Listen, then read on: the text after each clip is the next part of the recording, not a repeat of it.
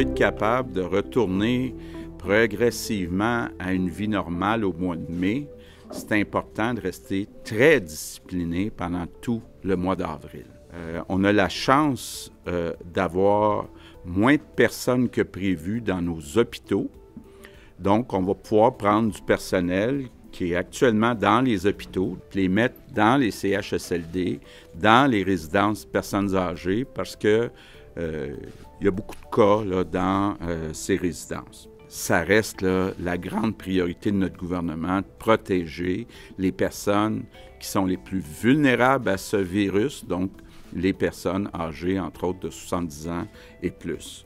La situation est stable, donc à peu près la même qu'hier. Par contre, j'ajouterais, il y a une préoccupation qui s'ajoute, c'est le matériel pour faire les tests, ce qu'on appelle le réactif. Là, pour analyser les tests, ça prend du réactif. Actuellement, on en a pour 6 ou 7 jours. Oui, ça peut aider d'ajouter un masque pour les citoyens pour éviter de propager le virus. D'abord, quand on porte un masque, c'est pas pour se protéger, c'est pour protéger les autres.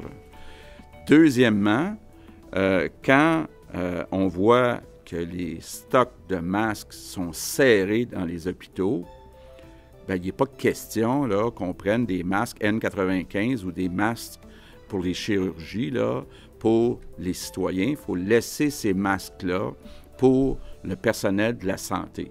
Donc, on peut se fabriquer d'autres sortes de masques, et puis il y a peut-être des gens qui vont en proposer, mais les masques qui sont utilisés dans les hôpitaux, il faut les laisser dans les hôpitaux. Il ne faut surtout pas remplacer les autres consignes par le masque.